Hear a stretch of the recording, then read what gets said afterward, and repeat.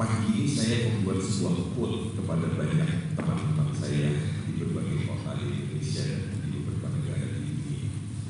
Untuk menjadi seorang pemenang, Anda harus punya sikap atau mental seorang juara. Anda harus belajar membiasakan diri mengucapkan kata-kata yang benar atau kata-kata yang positif dan lakukan itu dengan iman.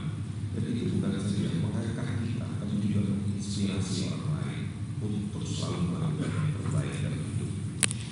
Jadi saudara kasih Tuhan, pada waktu kita bertepuk tangan, itu sebetulnya bukan hanya sekedar buat Tuhan, tapi itu menjadi bumerang berpulang kepada diri kita, menyemangati diri kita. Seringkali kita berpikir yang bisa menyemangati kita itu adalah para motivator, orang lain, para pendeta, sahabat, teman kita. Sebetulnya yang bisa menyemangati kita itu adalah diri kita sendiri. Setuju? Mari kita membuka firman Tuhan dalam Ibrani 13 ayat yang kelima. Ibrani 13 ayat yang kelima. Kalau Bapak Ibu sudah dapat dari Alkitab masing-masing, entah itu dari kitab suci, dari iPad suci, atau daripada handphone suci, mari kita baca sama-sama. Belajar yang paling baik adalah melihat punya teksnya sendiri. Ibrani 13 ayat yang kelima, kita baca sama-sama dengan suara yang keras. Janganlah kamu menjadi hamba uang dan cukupkanlah dirimu dengan apa yang ada padamu. Karena Allah telah berfirman, aku sekali-kali tidak akan membiarkan engkau dan aku sekali-kali tidak akan meninggalkan engkau. Hari ini saya mau bicara soal uang, tapi tidak ada hubungannya untuk memaksa saudara memberi. Saya tidak ingin bicara tentang saudara harus memberi. Pemberian itu adalah urusan saudara dengan Tuhan dalam soal kecintaan. Dengarkan ungkapan dunia ini.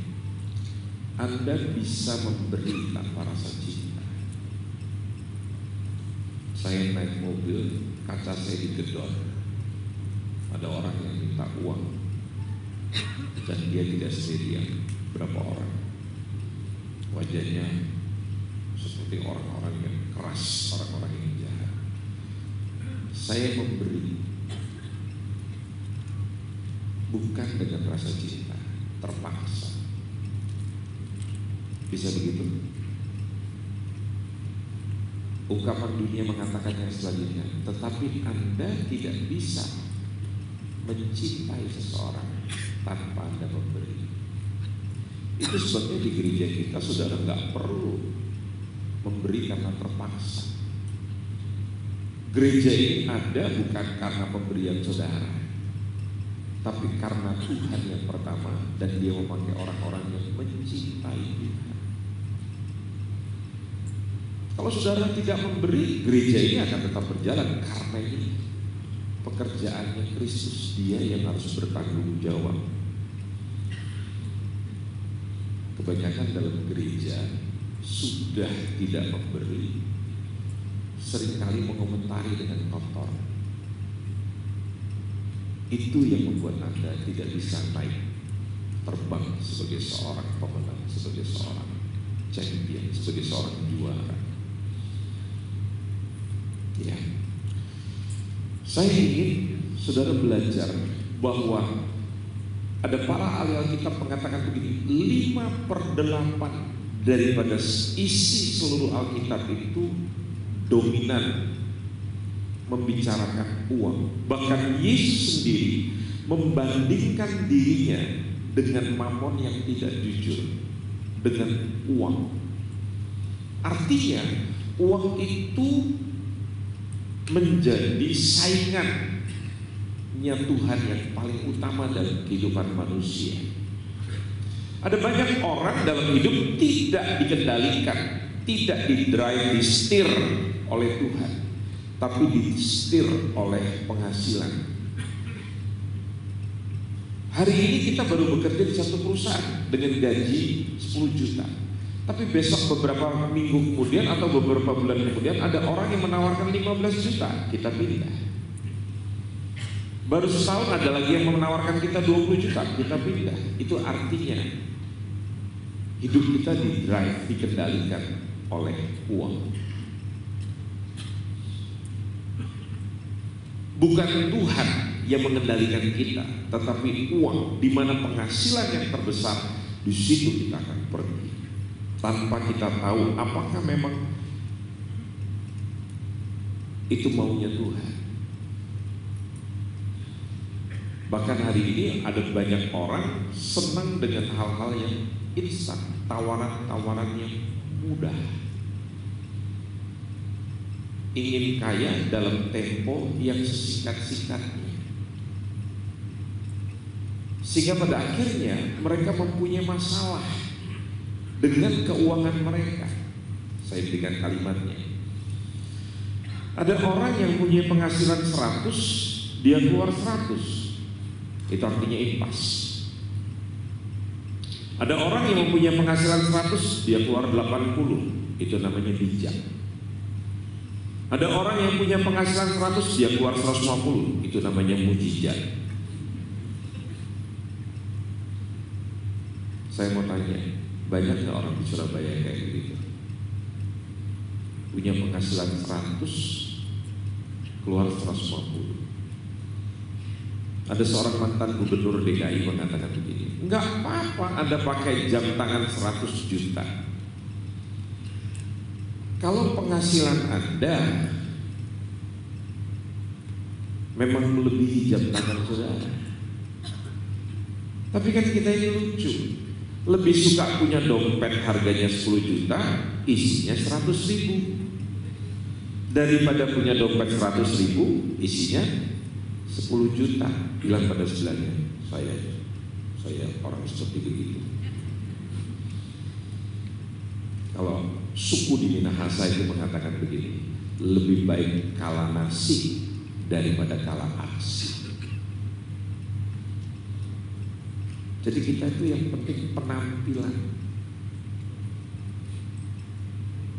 Padahal orang dunia saja tahu, dalam diri seorang itu yang paling penting itu bukan luarnya, tapi inner beauty-nya. Setuju nggak? Ya. Jadi ini kabar baik buat orang-orang jelek yang hadir pada pagi hari ini. Jadi walaupun luarnya, bibirnya tidak sensual tapi kasual, tapi kalau punya batin yang bagus, sikap yang bagus, itu nilainya mahal. Nah, ada orang wajahnya jelek, sikapnya jelek, itu namanya apa? Bencana alam. Ya.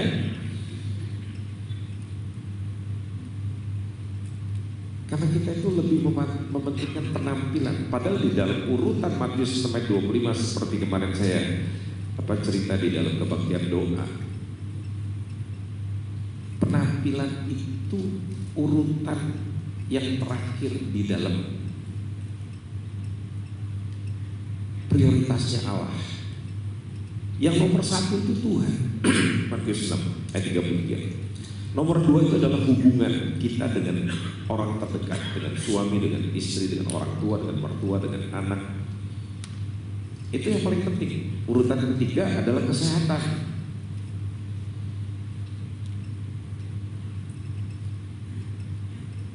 Mau hidup sehat, tapi tidur cuma sebentar.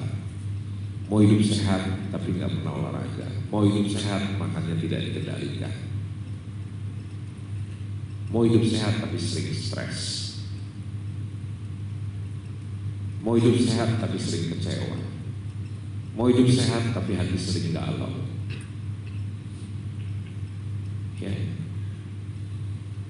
Ya nggak bisa sehat.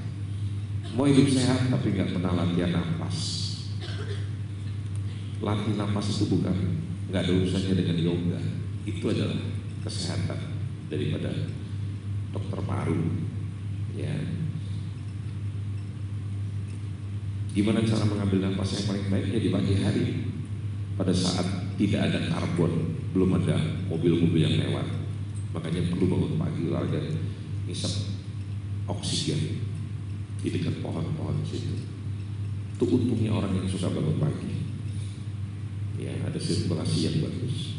Nah, saudara-saudara dikasih Tuhan, sebagai anak Tuhan seharusnya kita hidup mendapatkan kemerdekaan dalam soal keuangan. Tapi kita secara jujur tidak benar-benar merdeka. Saya katakan sebagai seorang Kristen, nggak ada jaminan bahwa kita bisa bebas dari kesulitan keuangan kalau kita tidak bisa mengelola keuangan itu. Kemarin ada yang telepon saya dari Jawa Barat, dia bilang gini, Pak Andreas tahu peristiwa yang belum lama ini terjadi dan viral di televisi. Ada seorang ibu berusia 71 tahun dan dia keluar dari perumahannya, gasnya itu tidak bisa dikendalikan karena gasnya itu terkena dengan karpet mobilnya. Dan dia meluncur karena perumahan ini jalannya menurun. Karena saya pernah ke perumahan itu, jalannya menurun dan tiba-tiba dia menghantam mobil pink angkutan kota di kota Sukabumi itu. Dan apa yang terjadi? 3 orang tewas seketika dan 3 orang luka berat, termasuk ibu ini. Siapa ibu ini? Istri gembala sidang, ibu pendeta. Nah, yang menelpon saya bertanya begini, kok bisa ya Pak Andreas, Tuhan mengizinkan seorang istri pendeta yang sangat mengasihi Tuhan kok bisa mengalami kecelakaan seperti begitu? Di mana Tuhan? Dengarkan ilustrasi saya. Kita ini sedang mengarungi lautan bebas. Saya mau tanya, kalau kita mengarungi lautan bebas, kita bisa terkena badai tidak? Bisa terkena badai tidak? Bisa. Ayatnya di mana? Kan Injil Matius bilang, orang yang mempunyai dasar yang teguh batu karang, orang yang membangun dirinya di atas pasir, sesuatu yang bukan kebenaran, punya rumah yang megah, tapi dua-duanya kena hujan, kena badai. Bedanya apa? Yang punya dasar yang teguh tetap kokoh, yang dasar pasir hancur. Nggak ada jaminan dari Tuhan bahwa hidup di dalam dunia itu nggak akan ada kena masalah. Jadi kesulitan itu bisa datang pada siapa saja. Kenapa? Karena kita hidup di dalam dunia yang terkutuk. Kitanya tidak terkutuk, tapi dunia yang kita hidup ini terkutuk. Dan kita punya musuh, iblis, yang selalu menyerang kita.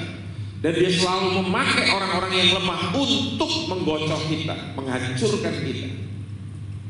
Itu yang Bapak Ibu perlu sadari. Itu sebabnya kita perlu mengizinkan kebenaran itu menjadi suluh, menjadi perisai, menjadi penuntun dalam kehidupan kita. Nah, ada banyak orang lebih suka dengan pengalaman, orang lebih suka dengan filsafat, orang lebih suka dengan kata-kata dunia, tapi tidak suka dengan kebenaran. Itu sebabnya kita jatuh, itu sebabnya kita lemah.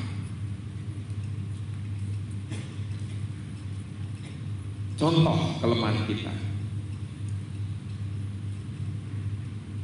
seringkali kita berdekatan atau mengizinkan orang yang selalu bicara buruk bersama-sama dengan kita.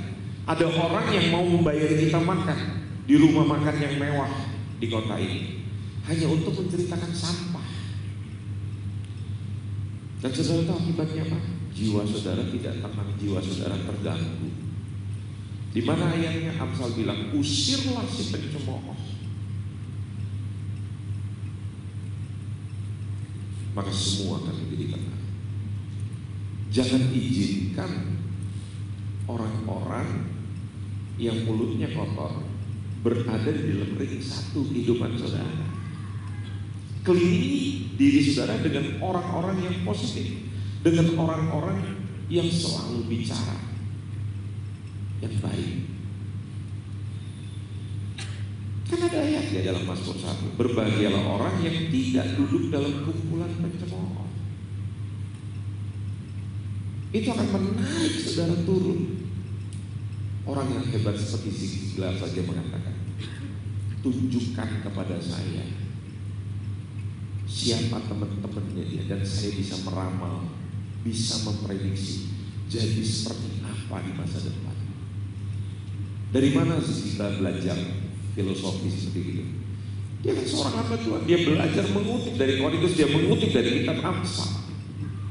Jangan bergaul dengan si pemarah, maka sifat pemarah orang itu akan ada pada dirimu.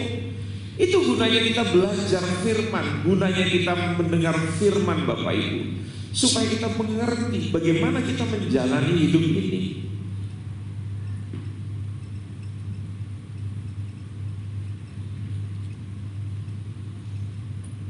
Apa artinya kita mengalami kemerdekaan secara keuangan? Financial breakthrough, financial freedom. Dengarkan kalimat saya. Orang yang memiliki kemerdekaan keuangan sejati adalah orang yang bebas dari rasa khawatir, dari rasa cemas, dari ketegangan, dari usikan orang lain, ataupun kepahitan mengenai uang. Orang yang betul-betul merdeka, itu dia betul-betul merdeka dari tekanan orang lain, merdeka dari utang, ikatan utang, merdeka dari rasa iri hati, dari keinginan untuk memiliki apa yang dimiliki orang lain, bebas dari keserakahan, merdeka dari kemarahan. Itu orang yang betul-betul merdeka secara keuangan. Dunia mendefinisikan kebebasan keuangan, kemerdekaan keuangan itu artinya kita punya uang yang banyak sehingga kita bisa membelanjakan apa saja yang kita ingini. Itu konsep dunia, beda dengan konsep Allah yang tadi saya utarakan, saudara. Karena bahasa Alkitab berkata tadi yang kita baca, janganlah kamu menjadi budaknya uang, cukupkanlah dirimu dengan apa yang ada padamu. Saudara lihat orang-orang yang sekarang masuk penjara hanya karena dia menggunakan yang bukan menjadi haknya. Korupsi. Di Cina, saudara bisa lihat, menteri kehakiman karena korupsi, menteri kehakiman karena korupsi dihukum mati. Di Indonesia, koruptor dapat remisi. Maling ayam dengan koruptor sama hukumannya. Saudara bilang kok tidak adil? Jangan mengharapkan keadilan di dalam hidup ini. Di dunia ini gak ada yang adil. Kalau saudara mengharapkan yang adil dari dunia ini, saudara akan stres. Coba lihat guru saudara, Tuhan Yesus. Dia dihukum, disalibkan tanpa pengadilan. Kok saudara jadi murid-muridnya mengharapkan keadilan? Makanya orang yang gak mengerti konsep hidup pasti akan depresi, pasti akan kecewa, pasti akan stres. Coba belajar seperti Ayub gitu. Dia bisa berkata Tuhan yang memberi, Tuhan yang mengambil. Baru Elohim, terpuji nama Tuhan. Bisa gak saudara seperti Ayub 1:23 itu? Alih-alih dia menghina, marah pada Tuhan, dia memuji Tuhan, bersyukur pada Tuhan. Nyanyi dalam ibadah pagi itu gampang karena saudara tidak punya tekanan. Tapi nanti waktu saudara keluar, turun dari tempat ini, keluar saudara tidak lihat kendaraan saudara, saya mau tanya, bisa nggak saudara bersyukur memuji Tuhan? Wah, puji Tuhan. Seperti saya di Bandung beberapa tahun yang lalu, Pak Petrus, selesai ibadah, ada jemaat tiba-tiba dia mendatangi saya. Saya tanya, kenapa Pak? Puji Tuhan Pak Andreas. Maksudnya, saya baru dengar firman, saya baru keluar Pak. Mobil saya baru 2 minggu beli dari showroom Pak, diantar dari showroom. Sekarang sudah tidak ada. Dan dia bersyukur, saya doakan. Besoknya dia telepon, Pak Andreas 1:30 tengah malam. Ada orang telepon dari kota Subang, di utara daripada kota Bandung. Dia mengatakan begini, mobilmu ada pada kami. Saya akan kembalikan, tapi tolong kirimkan diri. Yang rugi kan pemilik mobil, tapi dia merasa dia punya kerugian. Nah, jemaat ini sudah daripada dia berpikir macam-macam, tinggal laporan hilang juga kepada polisi, jadi mesti ada dana lagi kan begitu. Jadi dia berpikir ya minta berapa dibayar mobilnya kembali. Kadang-kadang Tuhan meluaskan kesulitan itu datang supaya mengajar kita untuk bersyukur. Setuju tidak? Bersyukur semua lagi senang. Kita lihat testimoni kesaksian di dalam gereja, dalam FA kita. Kan selalu bilang begitu. Puji Tuhan saudara, tadinya saya sakit kanker stadium 4B, tapi semenjak saya rajin doa pagi, ikut doa puasa, 8 bulan kemudian saya mengalami keajaiban kesembuhan. Itu kan testimoni yang biasa, betul kan? Ya. Tapi coba kalau orang bersaksi di sini, saudara terima kasih doa saudara, saya sedang kanker 7 tahun dan semakin hari semakin parah, tapi saya bersyukur hari ini saya masih bisa berada di tempat ini dan saya menikmati kanker yang diluaskan oleh Tuhan. Nah, itu kesaksian yang luar biasa. Setuju tidak? Puji Tuhan saudara, suami saya kena ayam kampung, digondol sama kucing garong, tapi saya bersyukur, saya sedang berdoa supaya suami saya diterima di sisinya Tuhan. Saudara bisa nggak bersyukur? Atau saudara malah sebaliknya, saudara bantu doa, suami saya kena kucing garong, saya sedang doakan supaya lehernya dipatahkan oleh Tuhan. Loh, saudara menganggap Tuhan itu kepala preman, suka matahkan tangan orang. Daripada saudara mengutuki orang, lebih baik saudara memberkati orang lain. Nah, itu kesaksian yang luar biasa. Setuju nggak Bapak Ibu? Jadi bagaimana caranya supaya kita bisa hidup dengan standarnya Tuhan? Bagaimana kita bisa mengelola keuangan kita? Yang pertama, saya di situ memberikan catatan. Mungkin bisa ditunjukkan slide-nya. Yang pertama adalah mengalihkan kepemilikan kita kepada Allah. Ada seorang teman saya yang pongah, sombong mengatakan begini, kok you bisa ngomong bahwa kekayaan saya ini berasal dari Tuhan? Kekayaan saya ini adalah hasil kerja keras saya. Dari muda saya rajin banting tulang. Terus saya potong, makanya umurmu segini sekarang tulangmu sudah mulai sakit. Karena dari muda sudah dibanting-banting. Terus saya bilang sama dia, hidup itu dari Tuhan. Saudara tahu, 2 tahun kemudian tiba-tiba dia mulai mengalami sesak napas karena saturasinya turun. Waktu itu belum ada COVID, tapi dia mulai sakit dan saturasinya turun dan napasnya susah. Karena napasnya susah, dia dirawat di rumah sakit dengan bantuan oksigen. Oksigen ini bukan lagi oksigen yang biasa, tapi sudah memakai tekanan tinggi.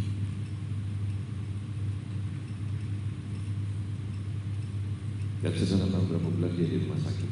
Lebih daripada 3 bulan dia dirawat di rumah sakit. Dan setelah keluar dari rumah sakit, saya tanya gini sama dia,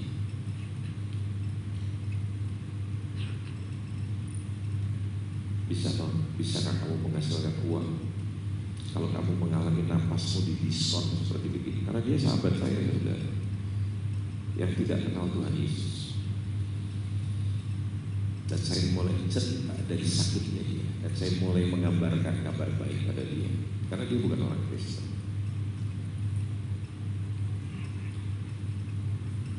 Jangan saudara berpikir bahwa hidup ini adalah punya saudara. Saya selalu mengatakan, kita nggak punya hak dalam hidup ini. Hak hidup itu adalah punya Tuhan. Kita hanya punya tanggung jawab, kita hanya punya kewajiban. Kalau kita hidup pada hari ini dan kita bisa bangun pagi, itu adalah karunia Tuhan. Istri saya tahun yang lalu saturasinya dari biasanya 199,98, dia bisa turun di bawah 90 dan mulai mengalami sesak. Dan turun terus sampai akhirnya sudah 50 sekian dokter mengatakan kami angkat tangan. Dan terakhir saya melihat melalui layar saturasi saya 33 dan jam 9:19 istri saya pergi kembali ke rumah Bapa di surga. Di situ saya belajar bahwa kita tidak punya hak atas hidup ini.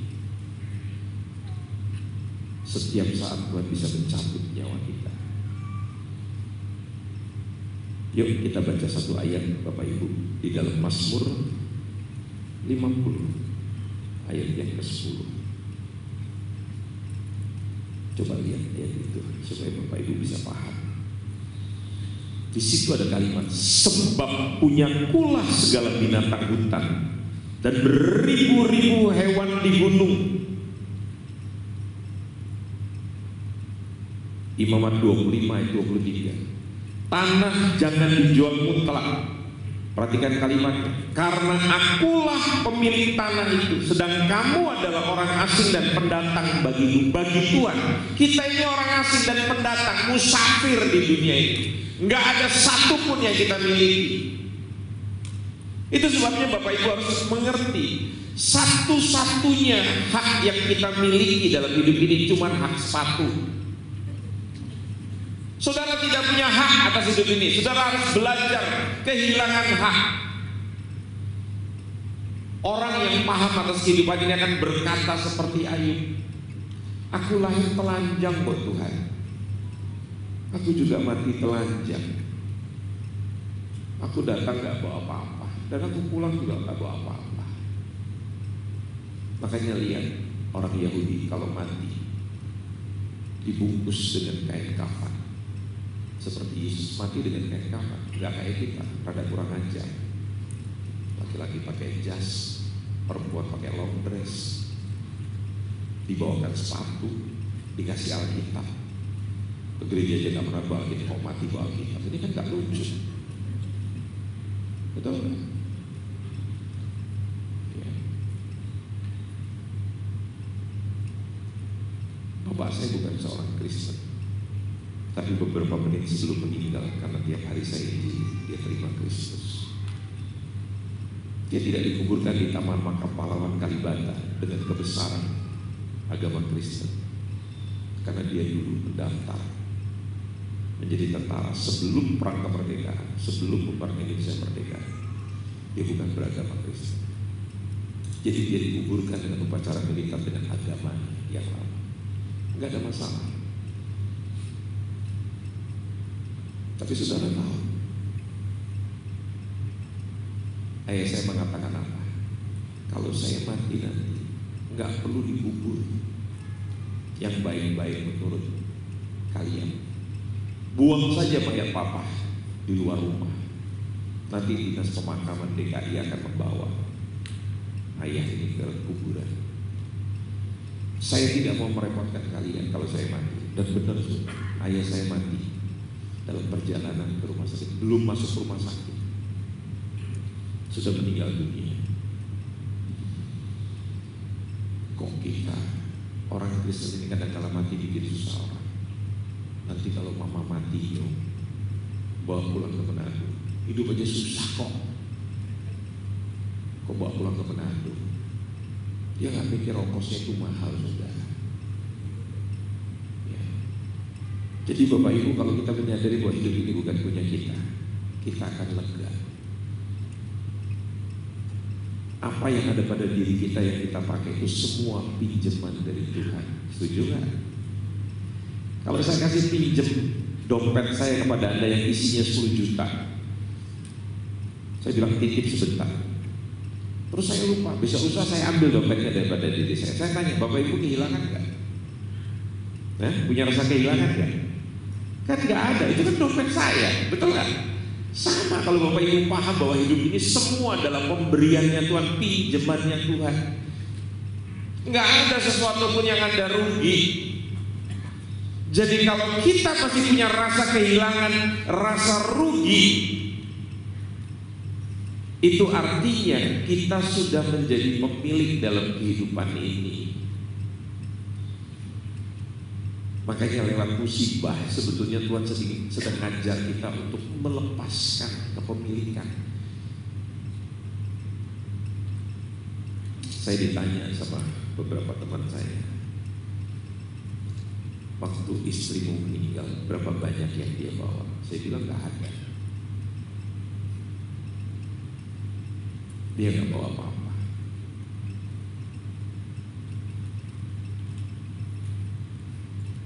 Dia cuma memakai pakaian yang kami berikan yang terakhir karena diizinkan oleh rumah sakit, diizinkan oleh direktur rumah sakit. Semua ditinggalkan. Yang dia beli, yang dia suka, semua ditinggalkan. Itu memberi pemahaman buat kami bahwa hidup ini semua yang diberikan Tuhan itu bukan untuk disimpan, tetapi dinikmati. Makanya kita berkata, berilah pada hari ini makanan kami yang secukupnya. Kalau lebih, jangan disimpan di kulkas buat besok dipanasi. Kalau lebih, berikan pada orang lain. Sama seperti pemilik perusahaan roti besar di Jakarta. Kalau rotinya sudah jam 6, ada tanda-tanda tidak akan habis, dia sudah telepon panti asuhan, dia sudah telepon panti jompo, dia sudah telepon lembaga-lembaga sosial. Pokoknya rotinya tidak boleh nginep dan dijual pada besok, karena dia punya moto fresh from the oven. Roti hanya berlaku 1 hari, besok harus roti baru lagi. Kan janji Tuhan begitu, selalu baru setiap hari. Amin Bapak Ibu. Tapi karena kita medit, karena kita kikir, kita simpen untuk besok. Kenapa kita tidak belajar mendistribusikan? Memang blenderan itu, gudeg itu, kari itu, rendang itu kalau dipanasi makin enak. Tapi secara kesehatan itu menjadi tidak sehat. Coba tanya pada dokter gizi. Yang kedua, slide. Yang kedua, saudara kan harus belajar bagaimana caranya mengelola keuangan supaya kita merdeka daripada utang. Selama Bapak Ibu tidak pernah belajar bagaimana caranya mengelola keuangan, maka pendapatan Anda akan selalu lebih kecil daripada pengeluaran.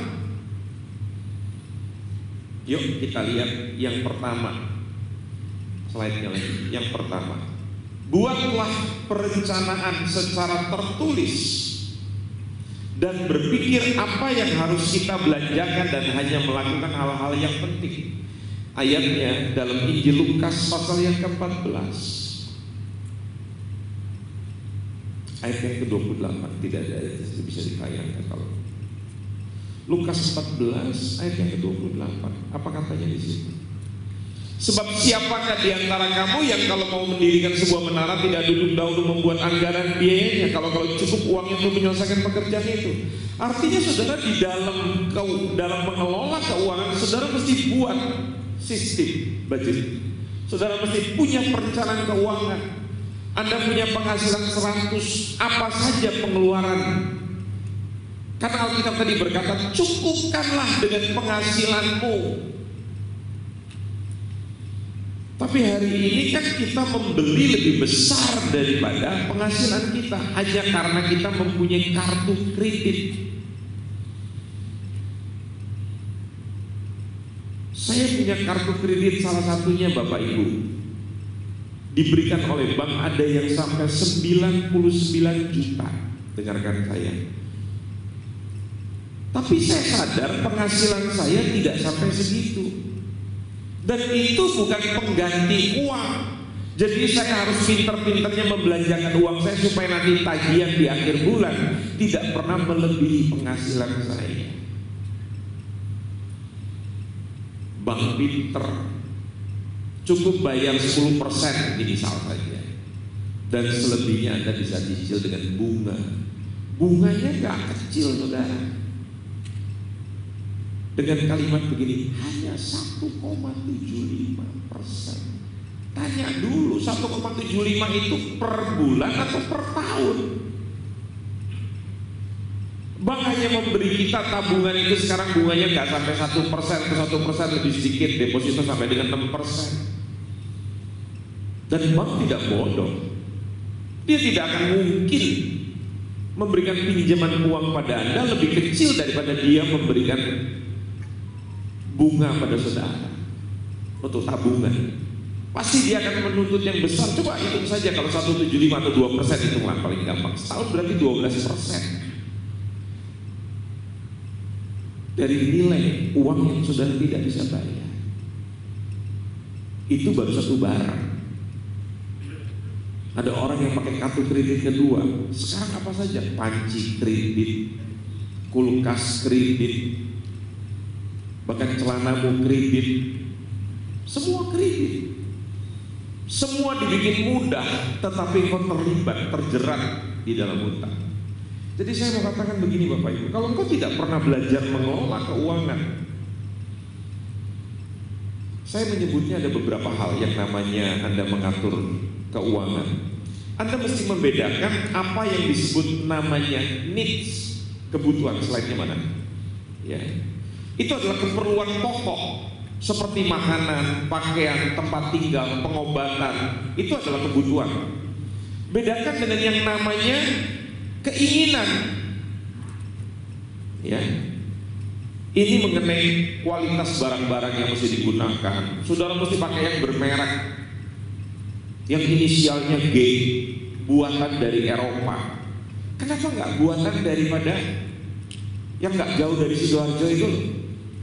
G juga mereknya, tapi bukan yang seperti yang sana. Ini Gentong mereknya. Ya. Baju-baju pesta versus baju-baju pakaian kerja, stick versus nasi campur, mobil baru versus mobil bekas.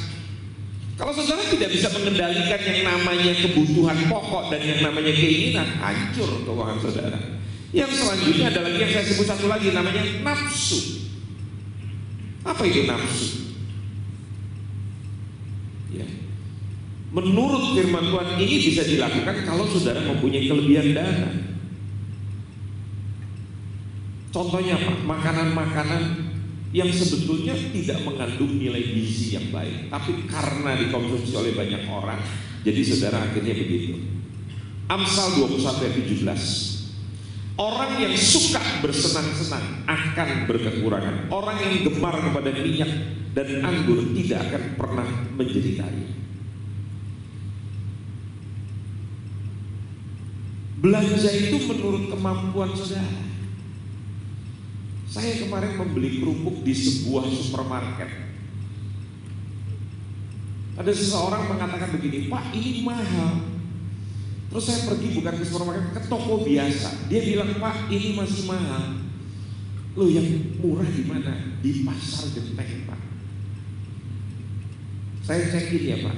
Tuh kan Pak, bedanya satu kerupuk bisa 20.000 lebih. Kalau Bapak beli 10 saja sudah 200.000. Itu cara belanja smart. Jadi saudara mesti betul-betul, jangan cuma ngikutin nafsu. Apa artinya saudara pakai bermerek seperti jas saya ini? Kan gak ada yang tahu mereknya apa. Karena kan merek di dalam. Anda pakai jas kan mereknya di belakang. Kan gak mungkin mereknya di balik. Orang bilang itu gendeng. Anda pakai celana dalam mau mahal kan di dalam. Anda bukan Superman pakainya di luar, orang lain tahu. Ya, itu yang saudara harus mengerti. Yang kedua, yang pertama tadi Anda mesti mengatur keuangan Anda, buat perencanaan. Yang kedua, menghentikan pembelian secara kredit dan lakukan secara tunai. Kalau kartu kredit itu buat masalah buat saudara, potong kartu kredit itu dan goreng. Pakai uang cash. Kalau Anda tidak bisa mengendalikan keuangan Anda, jangan pernah belanja pakai kartu kredit, buang. Pakai uang cash. Istri saya ini selalu dianggap orang pikirannya konservatif. Dia tidak mau pakai kartu kredit. Dia disiplin membiasakan saya belanja kalau ada uang. Kalau nggak ada uang saya nggak mau belanja. Itu pengendalian diri yang hebat. Yang ketiga,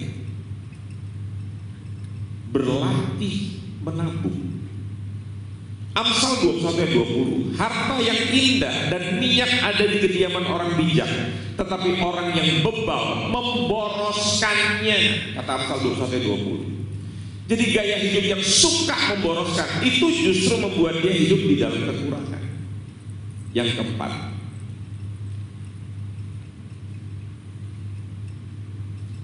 keempat, menetapkan perpuluhan. Kenapa orang harus memberi 1/10? 1/10 itu adalah jumlah minimal yang diminta oleh Allah sebagai bukti bahwa Anda taat. Dengarkan kalimat saya. Untuk membuktikan bahwa Anda taat. Dan yang kedua, membuktikan bahwa hidup Anda itu bukan bergantung kepada pendapatan, tetapi kepada pemeliharaannya Tuhan. Kalau saya nggak mau gimana Pak? Nggak ada masalah. Itu urusan saudara dengan Tuhan. Itu kan masalah ketaatan.